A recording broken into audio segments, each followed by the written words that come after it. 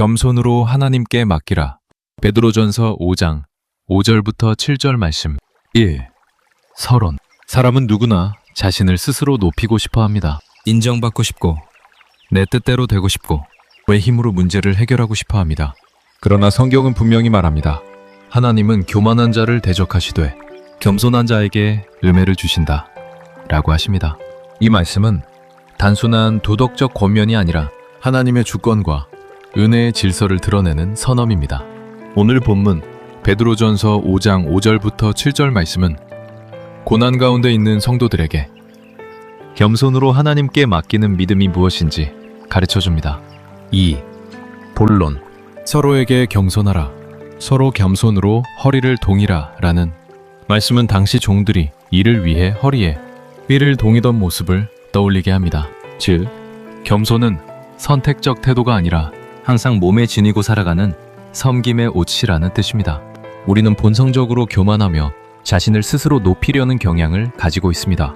그러나 성령께서 우리를 새롭게 하실 때 우리는 비로소 서로를 높이고 자신을 낮추는 겸손의 열매를 맺게 됩니다.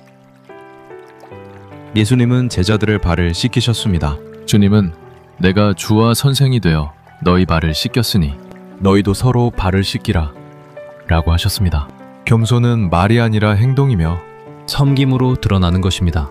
하나님의 명하신 손 아래에서 겸손하라.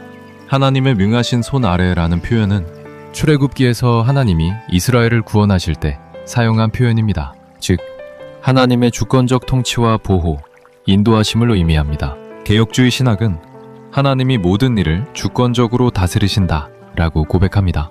그러므로 성도는 상황이 이해되지 않을 때에도 자신의 뜻이 아니라 하나님의 때와 하나님의 방법을 신뢰하며 기다리는 겸손을 배워야 합니다. 다윗은 사울에게 쫓기며 수년 동안 광야를 떠돌았습니다. 그러나 그는 스스로 왕이 되기 위해 사울을 죽이지 않았습니다. 그는 말했습니다. 여호와께서 나를 위해 판단하시리라. 다윗은 하나님의 때를 기다렸고 하나님은 때가 되어 그를 높이셨습니다.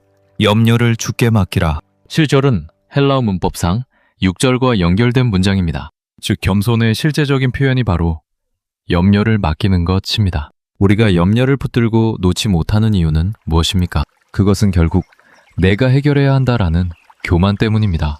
그러나 염려를 하나님께 맡긴다는 것은 내가 주인이 아니라 하나님이 주인이심을 인정하는 믿음의 행위입니다. 이스라엘 백성이 광야에서 만나를 걷어모을 때 하나님은 하루 분량만 거두라 라고 하셨습니다. 그러나 어떤 사람들은 혹시 모자랄까 염려하여 더 많이 거두었습니다. 그렇지만 그렇게 많이 거둔 것은 다음날 벌레가 나서 썩었습니다. 이것은 하나님께서 매일의 필요를 채우신다는 사실을 가르치신 것입니다. 3. 적용. 나는 지금 어떤 염려를 스스로 붙들고 있는가? 하나님께 맡기지 못하는 이유는 무엇인가? 공동체 안에서 나는 겸손의 옷을 입고 있는가? 하나님의 때를 기다리는 믿음을 가지고 있는가? 자, 결론. 베드로전서 5장 5절에서 7절 말씀은 우리에게 세 가지를 가르칩니다. 먼저 사람 앞에서 겸손하라. 서로를 높이고 섬기는 공동체가 되라. 다음은 하나님 앞에서 겸손하라. 하나님의 때를 기다리며 그분의 주권을 신뢰하라. 그리고 염려를 맡기라.